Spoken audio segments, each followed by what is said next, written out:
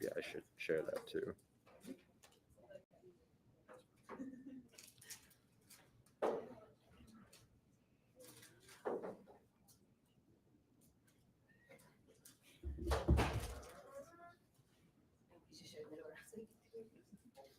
We're not live yet, are we? Okay. She'll give us the heads up first.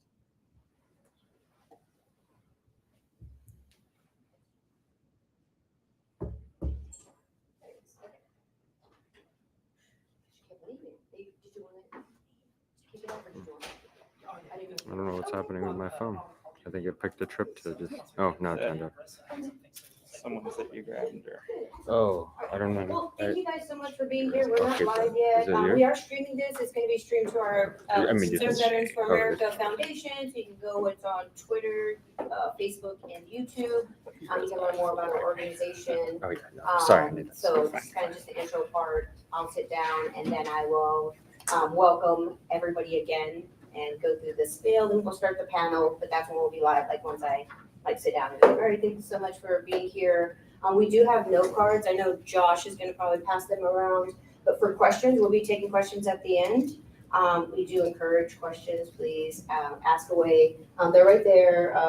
Once you have already filled it out, just raise it and Josh will retrieve it. Josh or Shay will come by and pick it up from you guys so that we can answer questions. That'll be at the end. The format's going to kind of be they're each going to have an opening statement. We'll have some questions. I'll have some questions for them. They'll do a closing statement and then we'll go into Q&A. Cool. Thank you guys so much. Just let me know.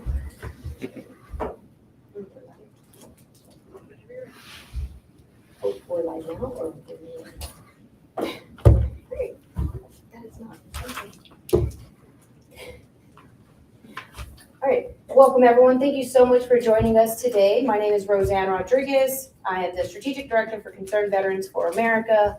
And today we will be discussing realism and restraint, failures in the Middle East. First, I want to thank Regent University for allowing us to be here today and for the Young Americans for Liberty for hosting this, for hosting our club. I am joined by two of our panelists, Adam Weinstein and Tyler Katetsky. I'll let them kind of give a little bit of their background and then we'll start with the opening statements. Do you want to go first?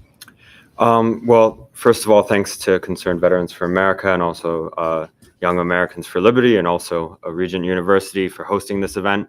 And thanks to all of you for being here on a Thursday night. When I was in college, I wouldn't have been here on a Thursday night, but that's a credit to all of you. My name's Adam Weinstein, and I'm a lawyer by training, but I was a Marine as well, and I served in Afghanistan in 2012, and now I'm a research fellow at the Quincy Institute, which is a restraint-oriented think tank. Hi, everyone. I'm Tyler Katetsky, Senior Foreign Policy Analyst at Concerned Veterans for America. My bio is not as exciting as Adam's because despite where I work, I haven't actually served, unlike most of our staff. But coming from a military family, a lot of these issues about foreign policy and our nation's security are still quite personal to me. And I'm glad to be here with the YAL Chapter 2, as I was my own school's chapter president back in the day. So it's great to see you guys continuing on that work in the years to come. And yeah, I'd just like to thank again Regent as well as CVAF. And I've basically been working in public policy research for about 6 years. I was at the Realism Foundation before coming over to CVA. So looking forward to tonight's discussion. So Adam, do you want to go ahead and give your opening statement? Okay, thanks. So I was asked in my opening to talk a little bit about realism and restraint and what it's all about. And I'm going to start with what it's not about. Realists and restrainers are not pacifists. I served in the Marine Corps after all, and I'm proud of that service. And I think it's important that we have a strong military in the United States. And we're not isolationists either. If it were up to me, we'd probably have a diplomatic mission in every country in the world. First, I'm going to go over what realism is, kind of at the 30,000-foot level, because it's essentially a theory of international relations. And it's the idea that states act out of their own security and their own perception of their national interests. And in doing so, they struggle for power and in some cases hegemony. And the theory put into action means that U.S. foreign policy should be strictly tailored to the interests of the United States. In other words, it shouldn't be aspirational or idealistic. It should be about the core interests of the United States. Realists also tend to not think regime type, that was a Freudian slip about regime change, regime type or international institutions have much of an effect. In other words, most states will behave the same way in carrying out their interests. And state behavior is explained by security seeking. And if a state feels under threat, it will try to mitigate that threat. Whereas neoliberals and constructivists place emphasis on the impact of international institutions, trade, norms, etc. And if you guys take a political science course or an IR course, I think you'll get a much broader explanation than what I just gave you. That was not really a complete explanation, but it was the big picture. So what is restraint? Restraint fundamentally views the world through the lens of realism that I just described, in that we think that states act out of their own self-interest. That's how you can explain state behavior. The United States should act out of its own self-interest. But I'd say restrainers take it a step further, and we think that use of military force should be a rare exception to the rule. And I mean rare. I don't mean never, but I mean rare. And I'd say that restrainers place much more emphasis on diplomacy, trade, development, and those kinds of things when it comes to foreign policy. And sometimes I think restrainers are unfairly characterized as being isolationists. Restrainers aren't isolationists. Restrainers think that the United States would improve its own image abroad if we focused more at home and if we invested in our economy and things like that. But that's distinct from isolationism. In fact, restrainers think that we should have more engagement with the world, except that engagement shouldn't be through military intervention. And I'd like to talk for a couple minutes about what is the alternative to realism and restraint. And that's primacy, which is sometimes called, or primacy, which is sometimes called liberal hegemony. They both basically mean something similar, which is that we should have this muscular U.S. foreign policy that's rooted in military might, military power, military alliances, projection of our military power abroad, sometimes through direct military intervention, and that we should export liberal values. And of course, I don't mean liberal values in the domestic sense of liberal versus conservative, but I mean these classic liberal values. And we should export those around the world, sometimes even by force, sometimes even by regime change.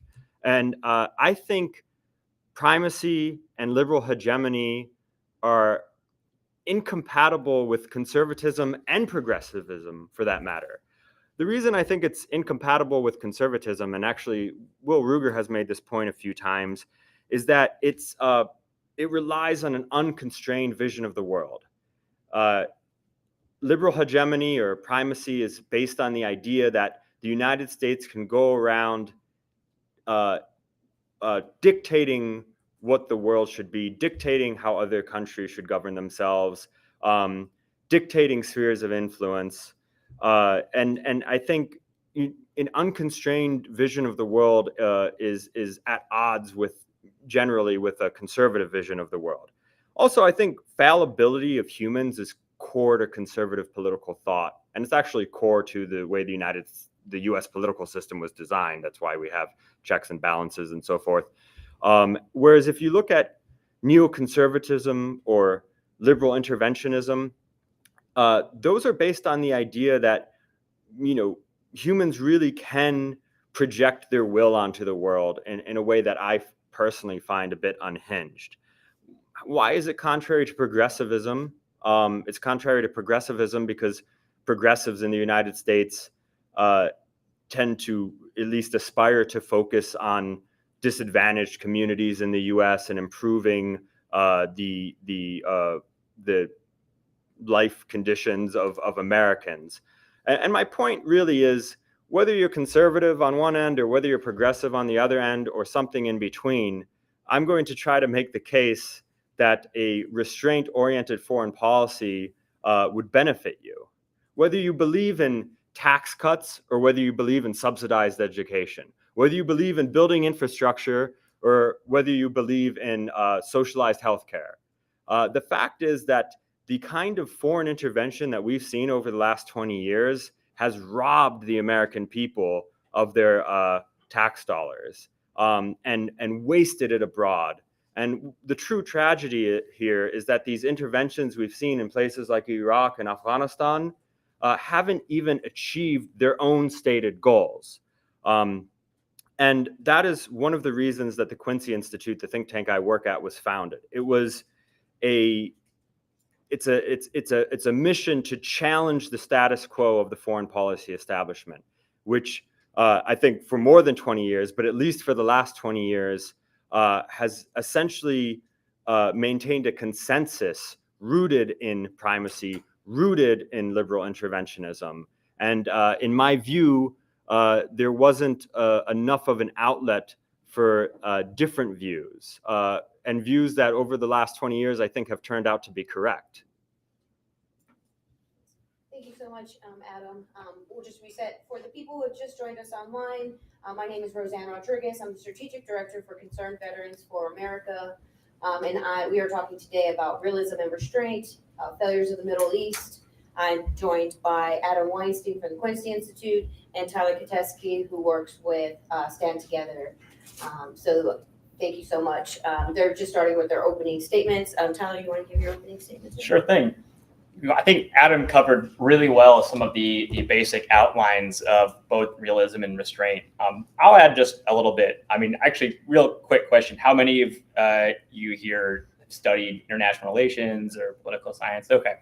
So I don't want to rehash too much of what you've probably done lots of reading on already, but I'll add some broader themes here. I think fundamentally, realism is about understanding the world not as we want it to be, but as it is, and recognizing some pessimistic realities about human nature, the sort of primacy of power over agreements and treaties and things like that, and not that a realist necessarily endorses these realities, but accepts that they're the way things operate and acts accordingly to secure their state, keeping these realities in mind.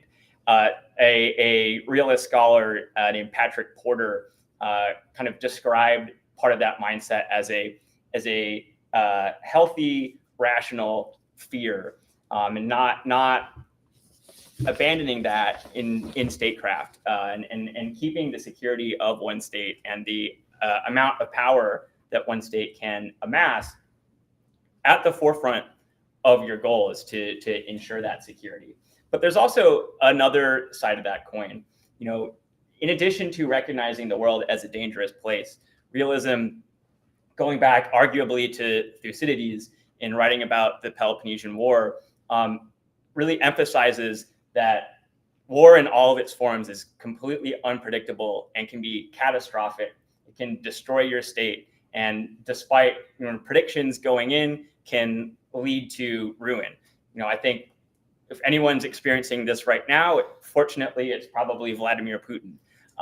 In everyone's expectations for what would happen in Ukraine, what we're now seeing playing out. So realism is very conscious of the risks of warfare and the costs of going into it too lightly. And that ties into why an implication of realism is operationalizing a foreign policy through restraint, making sure that we're husbanding our limited national power so that we use it wisely to protect our core vital interests, things like the territorial integrity of the United States and the safety of Americans, things like the conditions of our prosperity. So, keeping open sea lanes, for instance, so that we can trade and preserve our economic power, which fundamentally undergirds our ability to project military force.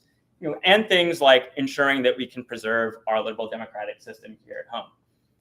We recognize at Concerned Veterans for America that foreign policy and national defense probably one of the most important duties of the federal government.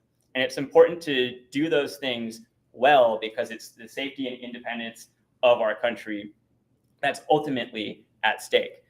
We're fortunate in the US to be a very secure country, probably the most secure great power that's ever existed in human history. We've got 2 big oceans on either side, friendly and weak neighbors to our north and south, the world's 2nd largest nuclear arsenal, and an unparalleled military. Unfortunately, we no longer, it was easy at the end of the Cold War to imagine that we no longer lived in a world of constraints, where we could simply take military action because it was convenient. It might have, felt good to engage in the use of military force abroad for causes we cared about. And we could afford to do that in an environment where we were the sole superpower. Unfortunately, in the 2020s, we're now returning to a world that has been the default for most of human history, where real constraints exist on our ability to influence the world and where we can be all at once. And we're now in a situation where we have a heavy military footprint, or we're attempting to have a heavy military footprint in Europe, the Middle East, and East Asia simultaneously. And as the rest of the world increasingly develops through trade and globalization, our relative power compared to the rest of the world, even though we're still getting wealthier on an absolute scale, is declining. And that means that it's going to be more expensive for us to continue to try and maintain this kind of unprecedentedly large global footprint that we've had until recently. And so looking at the US's admittedly narrow vital national interests through this lens of realism and restraint counsels us to prioritize our limited resources towards securing those core vital interests and resisting the temptation that's not new in human history. Thucydides wrote about the Athenians feeling the same temptation as well, to overextend and use military force simply because we can, or to tell ourselves myths that we're invincible because we've had victories in the past. We always want to approach the world cautiously with an eye towards our vital national interests, and I'll look forward to talking about more of those lessons as we've understood them in the Middle East going forward tonight. Thanks. Awesome. Thanks, guys. I really do appreciate those opening statements. I think it set a solid foundation for first understanding what realism and restraint are, right? I think you hit on it, Adam. There's a lot of confusion when we start talking about realism and restraint and not intervening everywhere in the world. We face isolationists or weakness of America. So I think that thank you for hitting on that. So we'll go into talking about the last 20 years and what our focus has been for U.S. foreign policy has been in the Middle East. I myself served in Iraq. I know Adam served in Afghanistan. So it's at the forefront of our mind, and everybody, I think all of you guys grew up, we've been at war with the Middle East. So recently, Afghanistan is our longest lasting war, 20 years. Recently ended last year on the 20-year anniversary mark.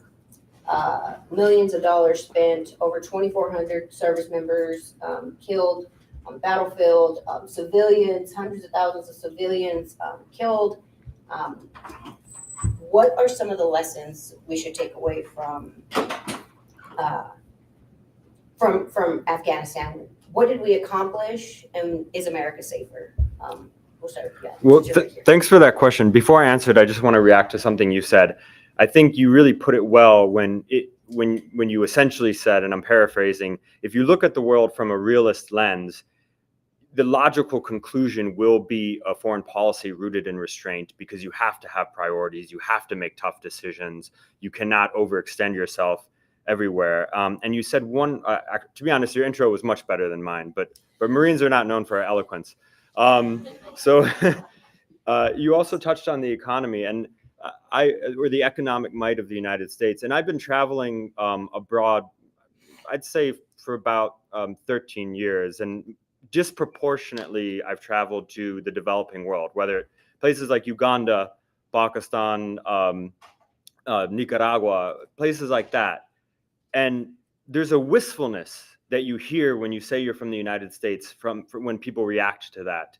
They really do hold the United States in high regard, even in places such as Pakistan, where you wouldn't expect them to. Never once has someone said, I really respect the military might of the United States. I really respect how the United States toppled Saddam and bombed Baghdad. I really respect your campaign in Fallujah. I've never heard that. I hear respect for the U.S. economy. I hear praise for the U.S. tech sector and innovations. I hear respect for the values of the United States, the fact that anyone can become an American, the fact that you can become, in this country, you can become an elected official and you can have an accent, that we don't define our national identity by ethnicity or even by language.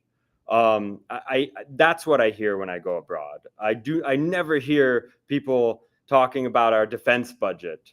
And so I think, a core pillar of American greatness really is our innovation, our social development, our economy. And that doesn't just have a benefit at home, although it does. It inspires people abroad. And that's a foreign policy tool in itself. It's soft power. To answer your question about the last 20 years in Afghanistan, did we become safer? That's a hard question to answer, because it is a fact that since 9/11, we haven't had a major terrorist attack. Although I would argue that much of the reason for that is because we hardened our defenses at home through the Department of Homeland Security, sometimes with policies I don't agree with, such as spying on Americans and eking away at our civil liberties. And I don't think all of those deserve praise. But I do think we hardened our defenses, and that's probably why there hasn't been a major terrorist attack. Perhaps it had something to do with Afghanistan. If you look at counterterrorism in a silo, it's easy to say, look, there's a threat of al-Qaeda in Afghanistan or in Pakistan or wherever in the Sahel, and we should prioritize that threat and throw resources at it. And the foreign policy establishment in Washington loves to look at things in silos and without any context whatsoever. And they'll say, well, look, this threat exists, and we should just pour resources into it. The question that I think we should be asking is, did it make America safer relative to the cost?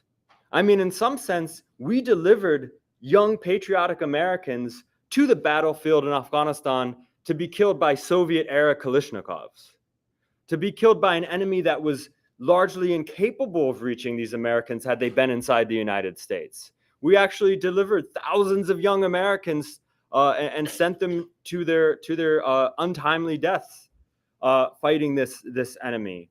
The cost, could be measured in depending on what figure you cite, $1 to $2 trillion.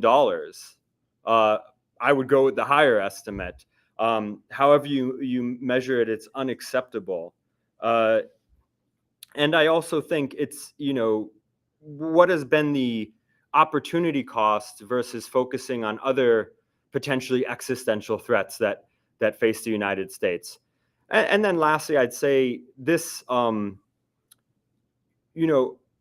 threats-focused approach to counterterrorism and security that doesn't take into account budget, or doesn't take into account constraints, doesn't take into account opportunity cost, is an absurd way to approach it. We wouldn't approach security that way in our daily lives. We would all be safer if we had just stayed at home today.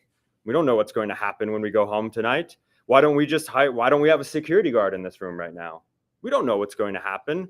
We don't do it because we do a cost-benefit analysis in our daily lives. Unfortunately, the foreign policy establishment in Washington has not done a cost-benefit analysis for the last 20 years. I absolutely agree with the statements about the cost-benefit analysis, for sure.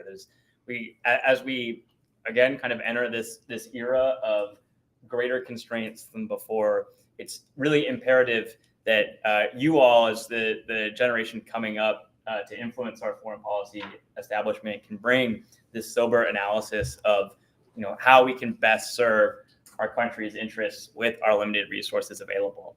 I think Adam's right to point out that sure, we have avoided a major terrorist attack in the last 20 years, and I think it's part of that we can say is our initial strategic objectives that we rapidly accomplished in Afghanistan. So we severely punished the government of Afghanistan then and now, unfortunately, again, the Taliban at the time.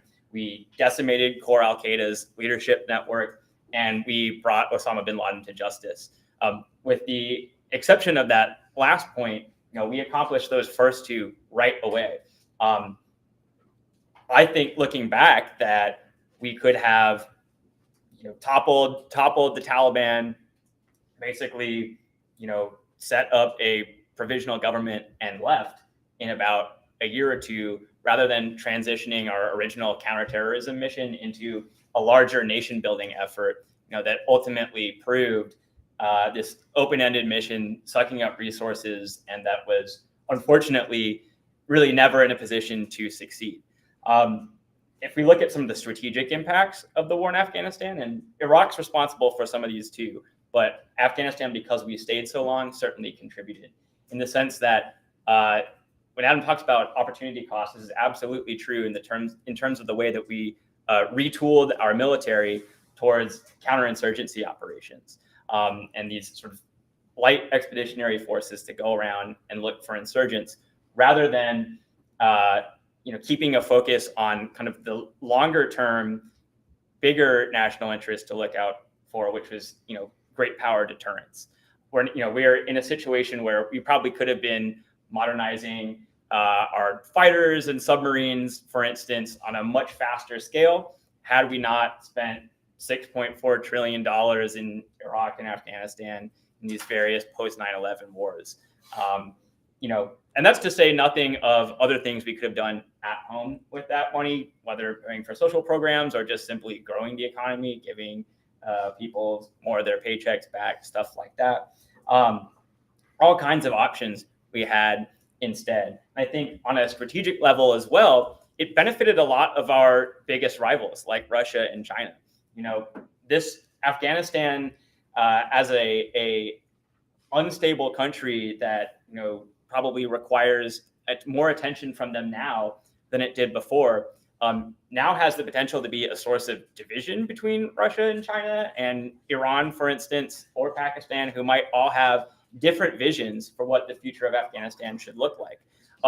In some ways, by being there for 2 decades, we let some of these rivals of ours free ride off of the security in Afghanistan that we provided by sort of keeping a lid on things such that they didn't have to worry about sending troops of their own or deploying more resources to keep track of potential spillover violence. And that's a pretty realpolitik way of looking at things. But if we're assessing Afghanistan on balance for what it meant for the U.S., these are ultimately negative impacts. It's good that our troops, very valiantly accomplished those important strategic objectives in the beginning, for which I personally believe we were justified in going in retaliation for 9/11. But we have to look on balance for how long we stayed, what the larger legacy of that effort was. In my view, it's unfortunately negative given how long we stayed. Thank you, guys. So that's the last conflict that ended. So we'll move on to the second longest war. I mentioned we were in Afghanistan for 20 years. Iraq is 19 years old this last March. It could soon surpass the title of longest war in Iraq. So for you guys, after 19 years and since Saddam has fallen, if there's any national interest in staying in Iraq, do you believe there are any national interest in us staying there? We'll start with Tyler since I've been questions first. All right. I think at this point there aren't any. I'll just be the first to say that I think going into Iraq in 2003 was a blunder strategically from the beginning, in that it was a war of choice based on faulty assumptions about intelligence that were arrived at through a sort of preconceived political conclusion, as opposed to rigorously analyzing the data that we had available to us. At this point, we caused all sorts of strategic instability in the region, because let's be clear, Saddam Hussein was a terrible, murderous despot, and it's good that he's dead on one level, but also by choosing to go in and depose him, we guaranteed that Iran would have more influence in the region. We removed a leader containing some of their influence, so we now see Iranian proxies operating more freely throughout the region. Also, the instability that this regime change created also helped set these chaotic conditions of sectarian violence that went on for years, and helped create the fertile ground through which Al-Qaeda in Iraq sprung up, which later morphed into ISIS that we then had to deal with. And at the point now that, fortunately, ISIS's territorial caliphate is extinguished, we're 4 years on from 2018, I see no vital interest for us to stay. We're currently doing a train and equip mission there still. President Biden sort of announced the end of our combat operations there, which is a nice semantic statement, but really fundamentally changes nothing about our presence there. We were doing a train and equip mission beforehand, we still are, and announcing that we're not there for combat purposes does not change the fact that our troops who are still in Iraq are under pretty regular rocket attack from Iranian, or mortar attack from Iranian aligned militias. So whether we call it a combat mission or not, the risks are real. As Adam was saying about Afghanistan, the same is true about Iraq, for making it easier for people who intend harm to our troops to be able to target them, because they're closer, they can more cheaply target our men and women in uniform. At the point that ISIS's territory is extinguished, and that we're training and equipping an Iraqi security force that, frankly, in some ways, cooperates with, or even sometimes supplies, the very Iranian-aligned militias that target our forces, I don't think it's in our interest to stay any longer, and I think we can withdraw at this point. I agree with most of what was said. The lawyer in me doesn't like to speak in absolutes, so I won't say that there's no interest. We can let's say there should be a balancing test. You can make a case that maybe there's an interest in having a few troops there, some sort of confidence measure against ISIS, or having eyes on Iraq, or to support the U.S. troops in Syria that absolutely shouldn't be in Syria. Fine.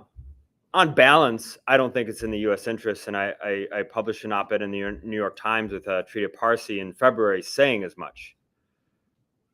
The interesting thing about Iraq is, aside from the most rabid neoconservatives, everybody agrees we shouldn't have invaded.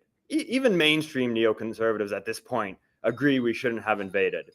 Everybody agrees we shouldn't have entered Iraq. And then when you ask them, okay, well, it's been almost 2 decades, should we leave? They're like, oh, no, we can't do that. Can't do that. And that's how the foreign policy establishment works.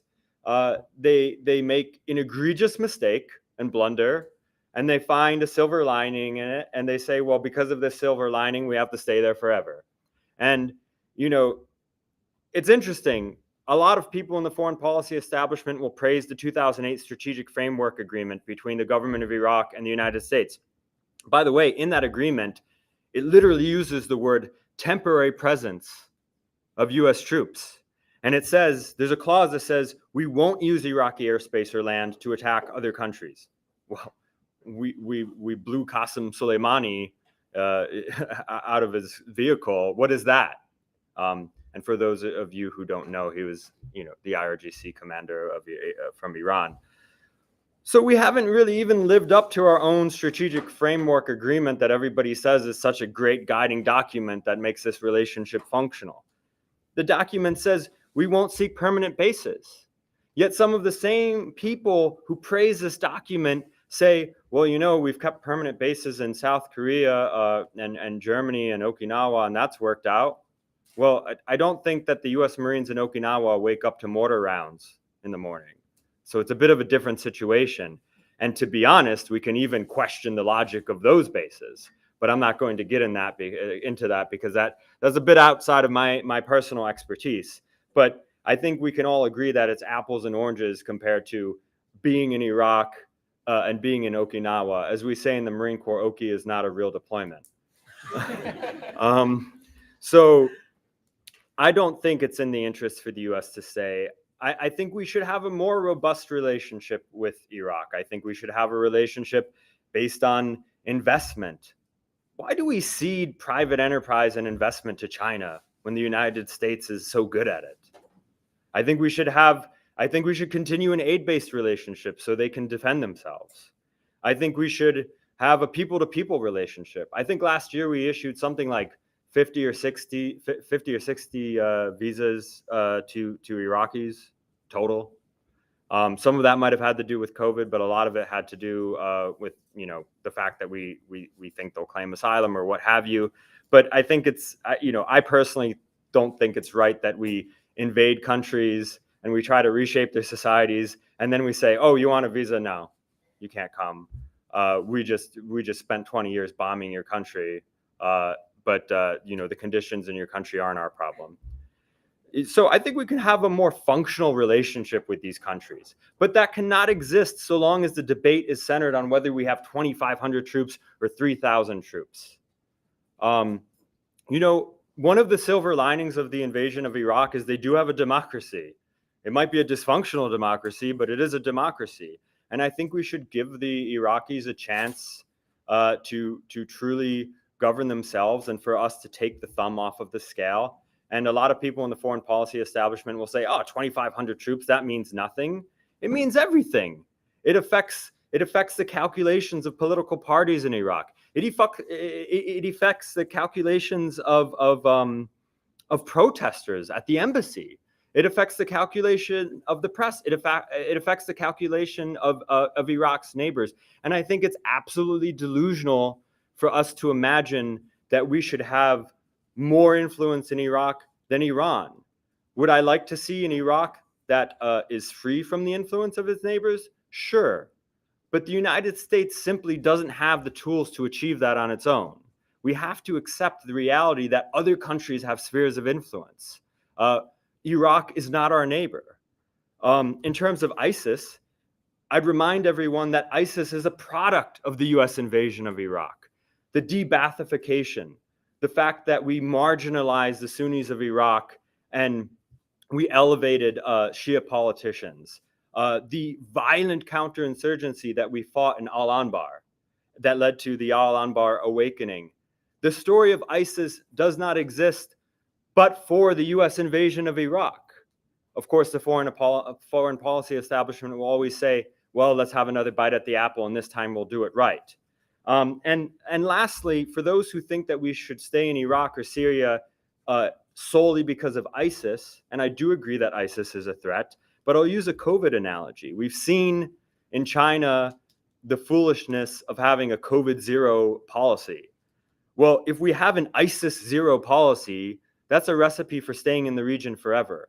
As a country, we have to find a way to prioritize and manage threats without engaging in the kind of delusional thinking that we can extinguish terrorism completely, or that alternatively we should stay in Iraq or places like Iraq forever. And I'd even take it a step further. I think leaving Iraq is necessary for the soul of this country. Are we capable of doing big things, or are we going to hold on to something that everyone agrees is a mistake? In perpetuity? Is that who we are as a country? Are we a colonial power? Are we going to keep our thumb on the scale of a foreign country forever? So it's not just about what's good for the United States. Strategically, I think it's about what we represent as well. Thank you. Very good. I know both of you guys kind of touched on Syria since it's a neighbor to Iraq, and we know there's crossover there. A lot of people that we talk to are surprised when I say there are troops in Iraq still after all this time. Most don't have any idea there are troops in Syria. A lot of times they'll be like, that's not true. So we'll talk a little bit about Syria. Ask this question. Is an open-ended U.S. deployment in Syria necessary any longer? If not, what are the risks of staying?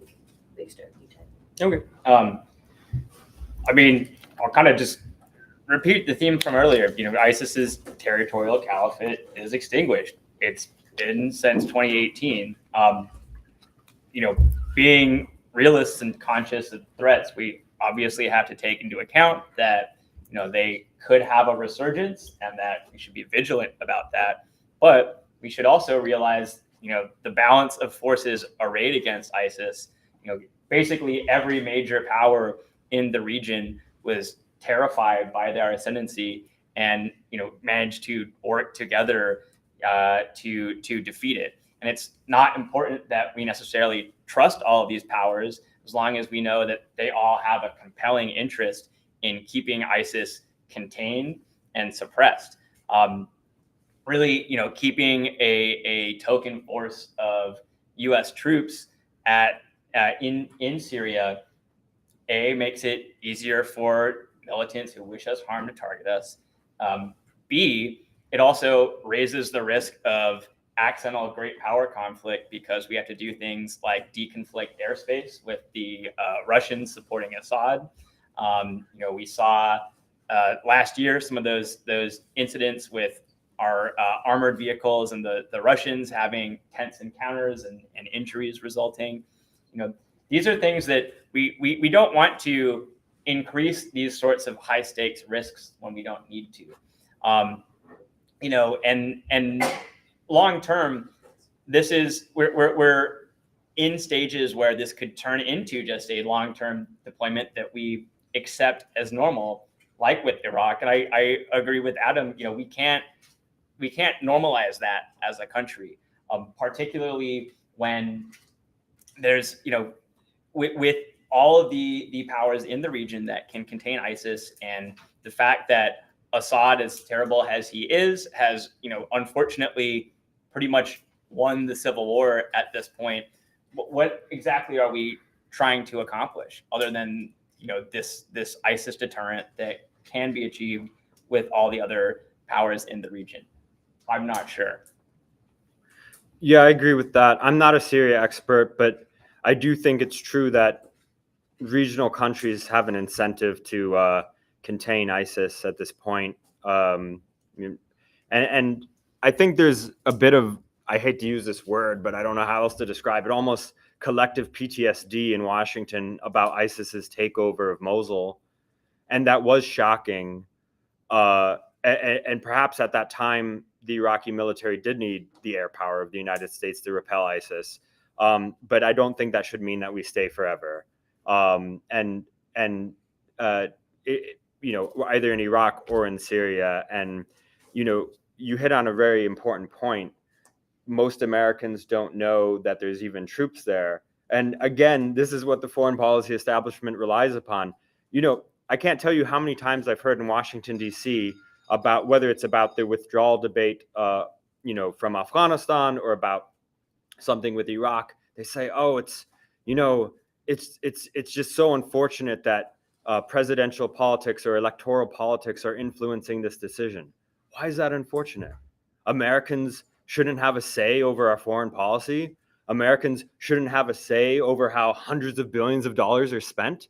But this is actually a widely held belief in Washington, D.C., that it's actually unacceptable that presidents make a withdrawal from a country part of their presidential platform, or it's unacceptable that us unanointed, uneducated, common folk in the electorate should have an opinion on foreign policy. We should leave it to technocrats who know better.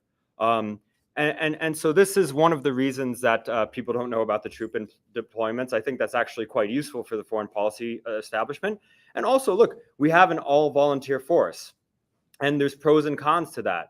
One of the cons is that I think the American people don't have as much stake in the way we use our service members as perhaps they should, and as existed in times past. But in a country that should stand for equality and should consider how we use these young men and women, I think it's important that we don't just use our all volunteer force as this disposable resource that we can use however we want. And I think that's a value that, again, conservatives and progressives should get behind. It's something that transcends party politics. I mean, these are our young men and women in uniform. They shouldn't just be thrown into harm's way with no articulable reason behind it. Thanks so much for that, Adam. When you were kind of talking about them not wanting the electorate, us normal people, uneducated, non-experts, having an opinion on it, we have the authorization use of military force, which means Congress doesn't even get to decide anymore. They just want it to be at the executive level. Only the president and his people should be able to make that decision. So, well, that's been a very useful tool for Congress. I think lawmakers have enjoyed not having to make tough decisions. That's why they love big budgets. That's why they love the AUMFs. And that's why there's not much incentive for them to repeal them. And so they've actually abdicated their responsibility. They've abdicated their duty of checks and balances, and they've deferred it to the White House. And I actually think it's a burden on the president. I actually think that deep down inside, most presidents wish they didn't have that responsibility. They wish that Congress would take back its authority, because the burden it places on the president is if they make a decision like Biden did to withdraw from Afghanistan, or like Trump did to negotiate with the Taliban, and anything bad happens, it's going to fall squarely on their shoulders, when it really should be a collective responsibility of the president and Congress. Yeah, I mean, I think I'll just quickly add on that point about when we decide how to go to war.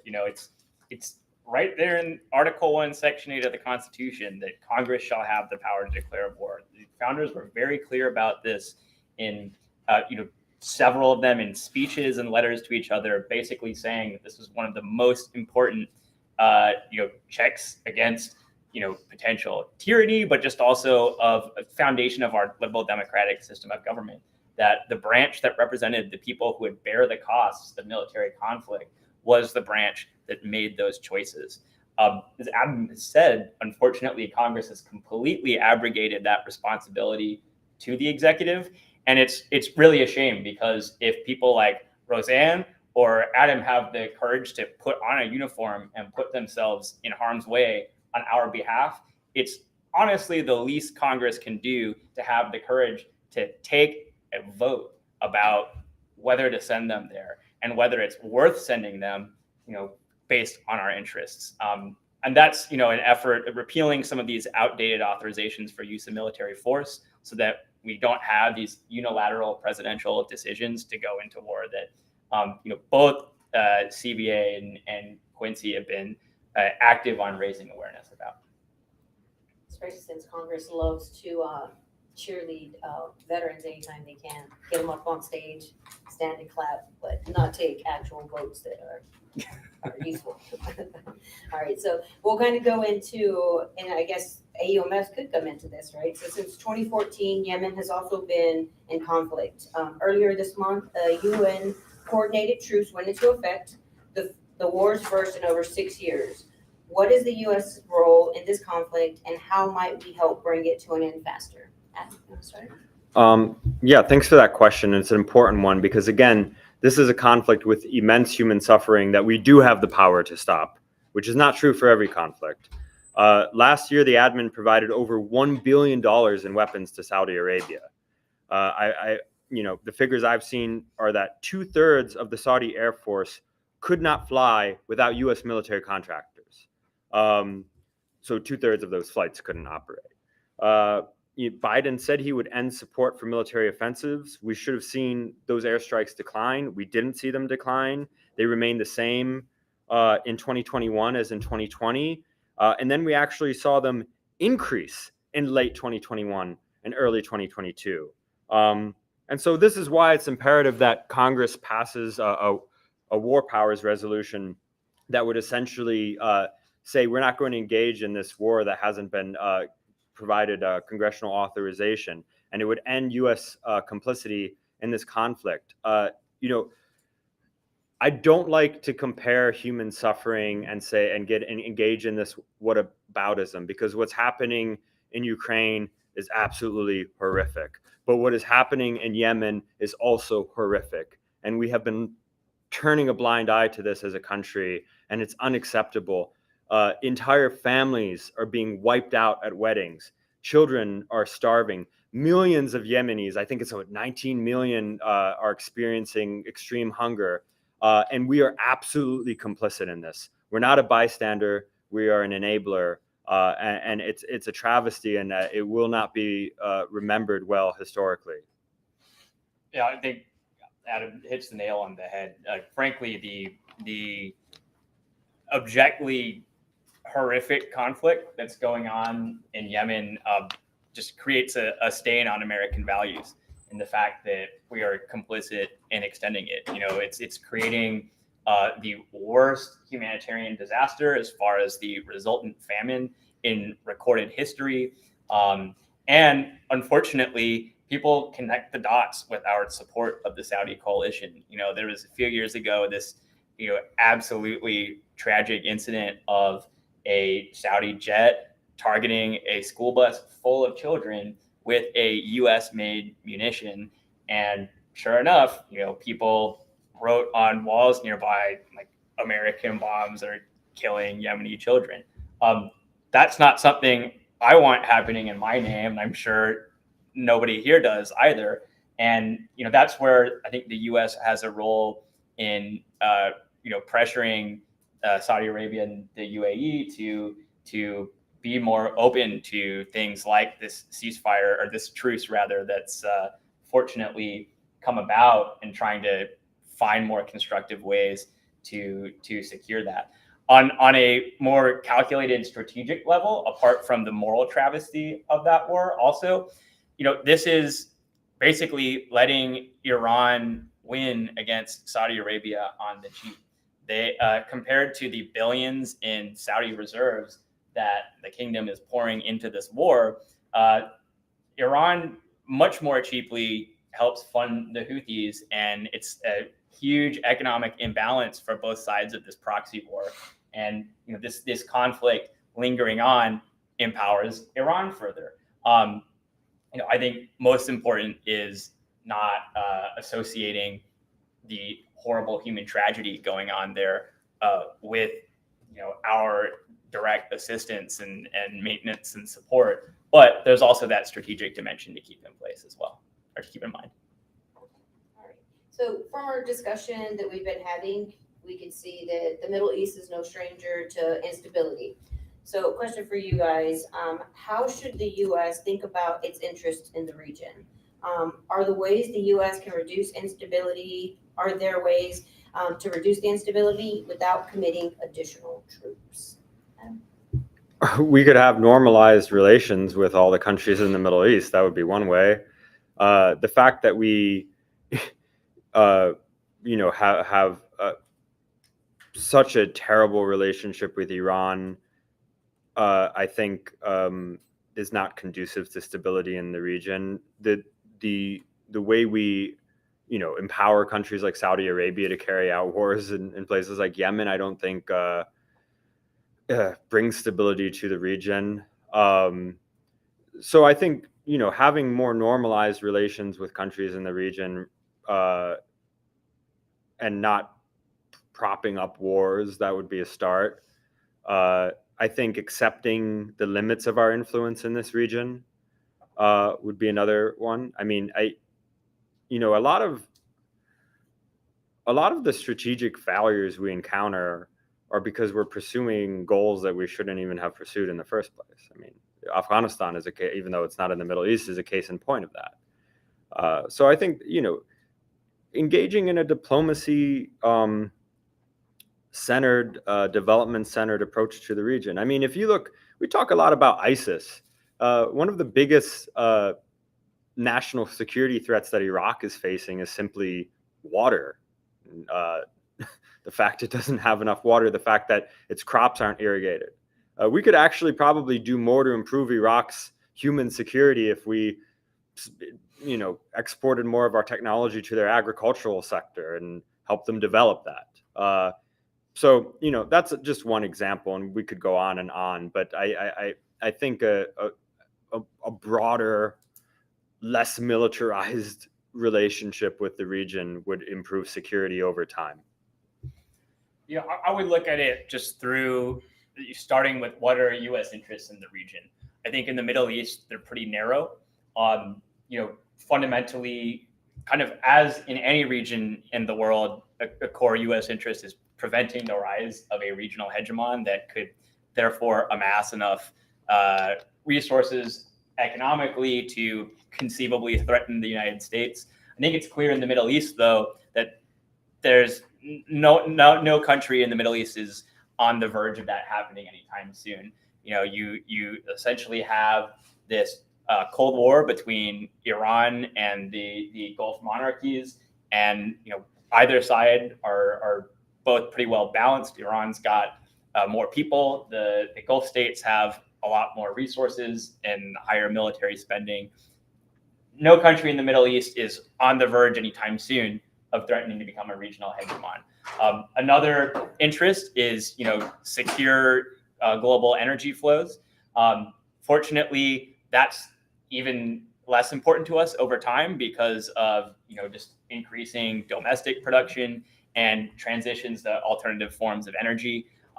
We should continue, I think, to increase our own domestic energy production capacity in whatever form is most economical and works best, so that we have to care less about the Middle East as a result and can focus on places like East Asia that are more important long term. And I think we also have a counterterrorism interest to an extent, but caveated with the fact that we should counter terrorists who both have the intent and the actual capability to threaten us. That second part is really important. We do open-ended drone strike campaigns against a lot of people who don't like us, but who don't necessarily have the capability to strike our homeland. And the way to counter terrorists long-term really comes down not to having troops all over the world, but having better law enforcement and intelligence cooperation. If you read the 9/11 Commission report, the highlights that I think are the most important for our strategic takeaways are that it's not because we didn't have troops in Afghanistan in the 1990s.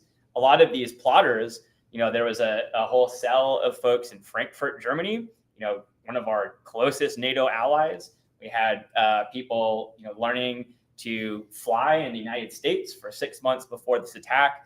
These were all opportunities where better law enforcement and intel cooperation could have hopefully foiled this plot before it came together. I think we've learned a lot of lessons since 9/11 to help prevent that. And that kind of explains partly why we haven't had some major terrorist attacks.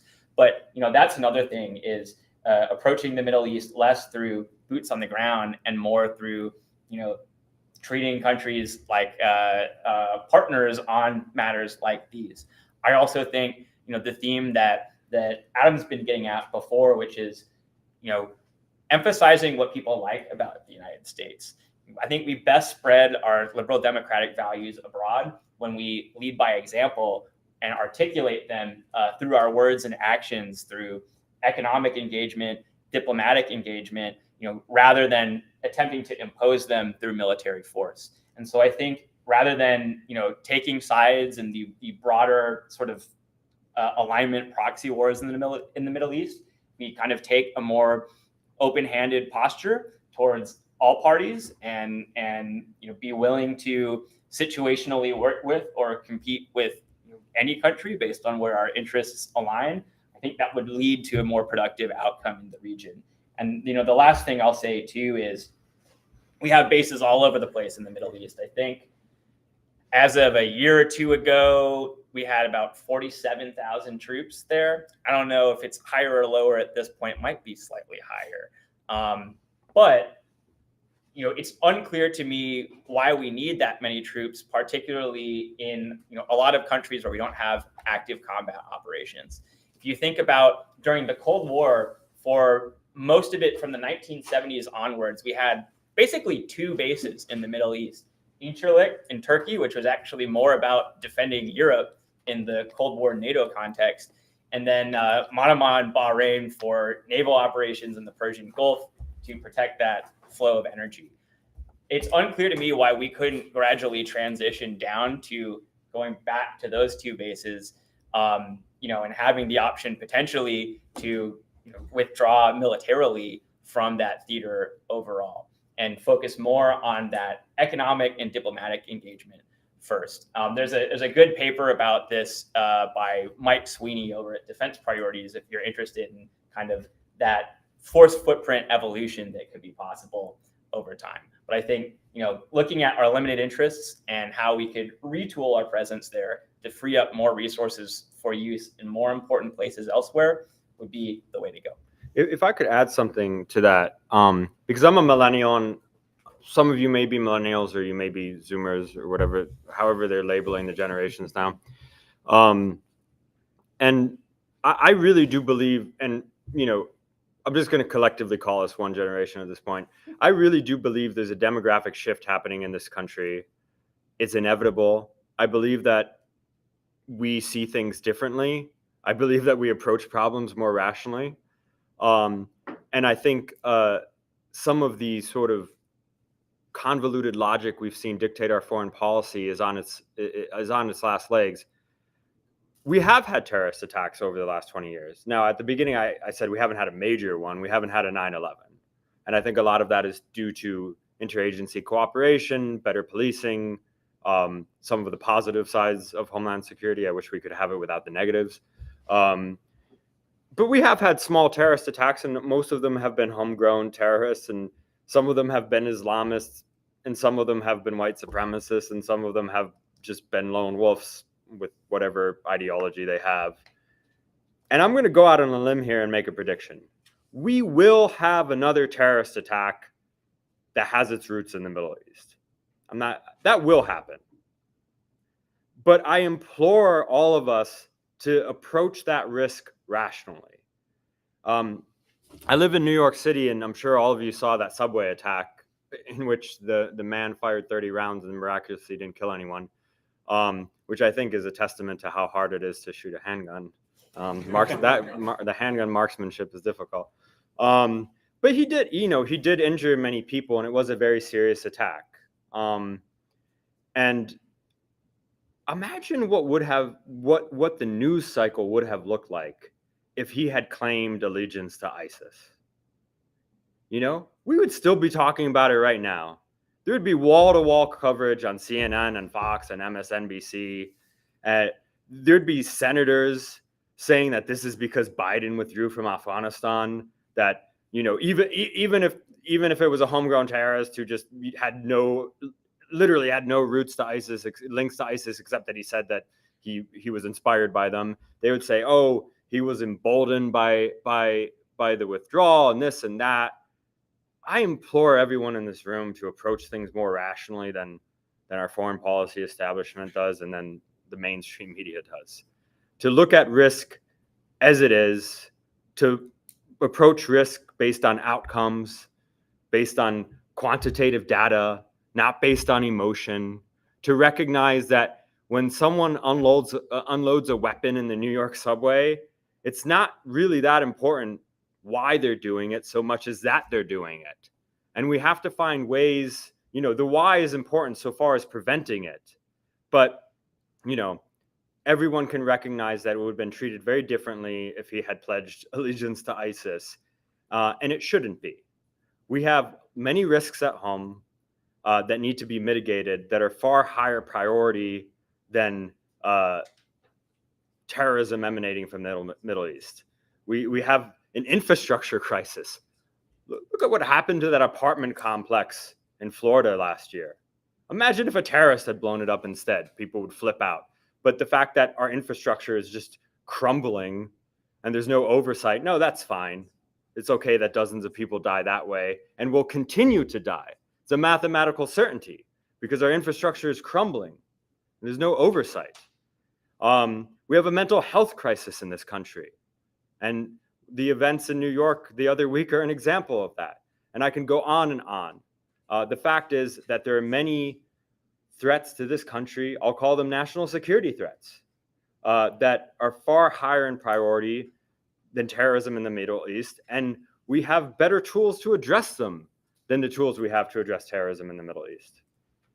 I think that's an excellent segue into kind of the closing statement, last question here. As we want to be more rational as we approach the future conflicts or potential conflicts or things rising. The Middle East doesn't exist in a vacuum. As we think about ongoing and future U.S. challenges elsewhere, such as in Ukraine or in China, what are some of the strategic lessons we can draw from our past? Tyler, you want to kick us off? Sure. I'll kind of just go back to what I was talking about at the beginning of, I think we have to recognize that the United States operates in this world of constraints.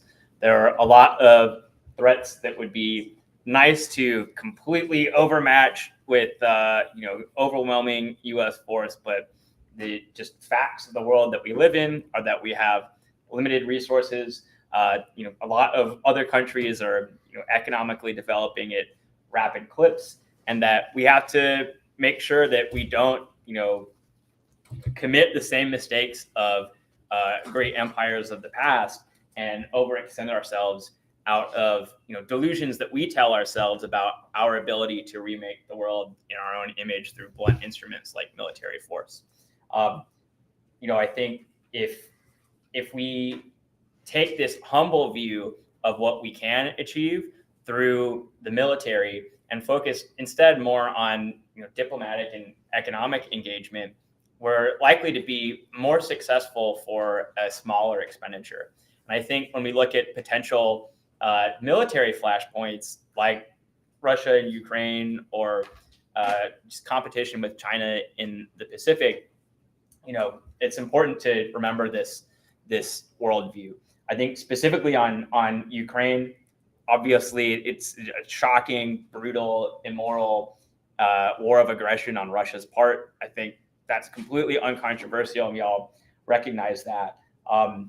Fortunately, I think for the United States, it also shows the degree of Russia's weakness in their incompetence in planning and executing this invasion. And fortunately for our force posture around the world, it shows that we don't necessarily need to have a heavy long-term presence in Europe. Because Russia has proven itself as weak as it has, and because our European allies basically vastly overspend Russia on the military and outman them in that regard, that Europe's actually in a position to take a stab towards being strategically autonomous. In other words, being able to act on its own without our support, like they had to in Libya, for instance. Going forward to take the steps necessary to deter Russia for the long haul, because it's clear that they're willing to take grave, rash risks like invading other countries, but don't necessarily need our help to do so long term. I hope to see that if there can be any positives from, as brutal a tragedy as we're witnessing unfold, hopefully it's that Europe can build up, maybe through the EU, more of its own independent strategic capability to confront Russia when necessary, without necessarily dragging the United States into it if it's a purely European security issue and doesn't implicate our vital national interests, depending on what the crisis is. So that might be an opportunity. Again, looking at things through that restrained view of making sure we're not overextending ourselves if we don't have to, focusing on the more important region of the Asia Pacific. And I think with China as well, realists definitely understand that China, contains a lot of potential threats towards us. They're the closest possible power to us militarily, certainly economically. But compared to the USSR before it, we're actually fortunate that China is our main threat today, because we have a lot more opportunities for situational cooperation with China as well, through trade, through cooperation on things like global public health or climate change, in ways that we just simply didn't have with the USSR. And so we don't necessarily need to be locked into a new Cold War with China, but that doesn't mean that we shouldn't take seriously the threat that they pose on espionage, cybersecurity, potentially coercing other neighbors. And so kind of having this Goldilocks approach of not going down a sort of self-fulfilling prophecy of confrontation, such that we're locked into pouring resources into confronting China long-term, but still prudently taking the threats it poses seriously, would be the best way to apply this worldview of realism and restraint in the Pacific long-term. I agree with what was said. I'm not a China or Russia expert, but I think we need to channel the American desire to improve the world through diplomacy, through development, through investment. And I think the key word you said was to be humble. We need to be humble. Imagine the kind of hubris you have to think that a country of over 1 billion people, a great civilization like China, can just be kept in a box in the corner and it's not going to develop. Imagine that. And there's people in Washington who think that, or alternatively, they think, well, of course they should develop, but they should have developed into the governance model we wanted. And I actually don't, again, I'm not a China specialist, so take this with a grain of salt. But even if China were a democracy, I think it would be a threat to the foreign policy establishment in Washington, because we simply don't want to deal with another hegemon. Now, there are threats that come from China. I also agree there's room for cooperation. Maybe in the short term, cooperation on public health is going to be difficult, but climate change, there's opportunities there. There's opportunities for development. We often go around the developing world and say, hey, that the Belt and Road Initiative, you're being exploited, but we don't offer them an alternative.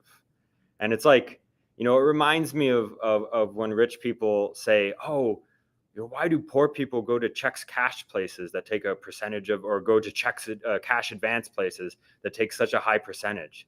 It's because they're broke. And that's the same reason that countries accept China's investment. It's not that they don't know that it's exploitative. We haven't offered an alternative. I think it's absolutely crucial that the United States offers an alternative development and investment model to China's, not to compete with China, but because I believe in our ideas, and I think we could benefit the world. And China's keeping the lights on in a lot of countries. It's also an exploitative model in some ways. I think we can offer an alternative. Again, not to compete with China, but for our own interests. And again, I don't know why we approach the world exclusively through the lens of aid rather than through investment the way China does. I actually think we would do better at it. I think we also have to remember that while a lot of the world finds themselves under the influence of China, America still has far greater influence by a massive margin. And I don't think there's many places in the world that wake up and say, oh, I'd really like China's governance model, and I'd really like China's regulatory model, and I'd really like China's media model. I think most of the world still admires what the US has to offer, but there's healthy competition, and then there's Cold War competition. And I think we need to engage in healthy competition. A little bit of competition between China and the United States when it comes to innovation and technology, that could even be healthy. But if we want to maintain our healthy influence over the world versus our unhealthy interventionist kind of influence, we need to innovate. We need to invest in our tech sector. We need to invest in our higher education. When we bring foreign students to study in the United States and get graduate degrees in STEM, why do we make it as difficult as possible for them to stay and enter our workforce? They've received PhDs from taxpayer subsidized public universities. And then we say, oh, you have to enter a lottery and guess what? Go back to China with your MIT degree. It's ridiculous. So there's many ways we could compete with China in a healthy way rather than a way that leads to a Cold War. But we also have to accept the fact that China is a country of over 1 billion people. It's a proud culture and civilization, and it's achieved its own innovations. I think there's many deep, alarming flaws in the Chinese Communist Party approach to governance and many other things. But preventing the rise of China is a fool's errand. I think we have to, think about or engaging in a Cold War. I think we have to come up with another approach, and I'll leave that to smarter people in the restraint community who focus on China. And of course, the Quincy Institute is coming up with some major reports in the near future about U.S.-China relations, and you should visit our website and check out our briefs. When it comes to Russia, I think we've seen from a military perspective, although they've subjected the Ukrainian people to absolute terror, but from a military perspective, we've seen that they're not as much of a threat as we thought they were. They haven't performed well on the battlefield. They don't seem to be able to engage in combined arms. They don't seem to have very good conventional tactics. They don't seem to even have high morale. Maybe, when you have a conscript army that's poorly equipped, that doesn't work well for morale. Imagine that. So I think it's actually been a wake-up call, although it's an absolute tragedy that has led to this wake-up call, but it's been a wake-up call for the United States and for Europe that, perhaps Russia is not as great of a threat as we thought it was. And in terms of our approach to the world, I really do believe the United States can win hearts and minds by example, not by imposition. I do believe we need to rebuild our State Department and give it the capacity to engage in robust diplomacy. I think we need a less risk-averse State Department, a less risk-averse Foreign Service, and a more risk-averse military. I think we need to engage in cultural diplomacy. I think, a lot of people in the foreign policy establishment think cultural diplomacy is about, it's silly stuff like, learning languages and, showing that you actually respect the culture of the host country. I think that stuff is really valuable. Actually, the Chinese engage in it to varying degrees of competency around the world. I think we are a multicultural society. There's absolutely no reason we shouldn't be on the cutting edge of cultural diplomacy, but that would require creativity. It would require not holding up people in the security clearance process because they visited Pakistan once and they're fluent in Urdu, but we want a fluent Urdu speaker. Not having embassies in countries. There might be good reason for this in Peshawar, but when you pass the U.S. consulate in Peshawar, I was in Pakistan a couple of weeks ago and I drove past it. It literally looks like Normandy in World War. Like it looks ridiculous. It looks like it's just a bunker with sandbags. Is that really the image we want to be putting out to the world? Now, maybe Peshawar is not the best example, but the truth is that many of our embassies around the world look like fortresses, and our diplomats barely leave. Not due to the constraints of the host country, but due to our own constraints, which I think, threat inflation has reached the State Department. Meanwhile, it's okay for us to deploy everywhere and just have troops as sitting ducks in Syria. That's fine. So I think we need to, to recap: vigorous diplomacy, cultural diplomacy, innovation at home that inspires the rest of the world, and to some degree multilateralism. But maybe we should focus a little bit more on economic multilateralism rather than security multilateralism. And I'll leave it at that. Well, this has been a great discussion. I appreciate you guys. We're going to close out the stream and then we'll start to take the questions. So for those of you guys out there, Adam Weinstein's with the Quincy Institute. I know Shay is going to be putting the link, and I know Tyler Kateski, he also mentioned defense priorities. We'll make sure all those links are on there. I would follow both of these gentlemen. Their handles are on the stream. A lot of good information. I follow both of them, and I read all the stuff in the morning when I get up. A lot of good information out there on Twitter, especially with the foreign policy expert. So please follow them. Thank you so much for joining us at home, and we're happy to take any questions. Go to our website, CVA Foundation, Concerned Veterans for America Foundation. Connect with us to see how you can get involved. Thanks. And sign up for the Quincy Institute newsletter. I passed around. Yes. A lot of information.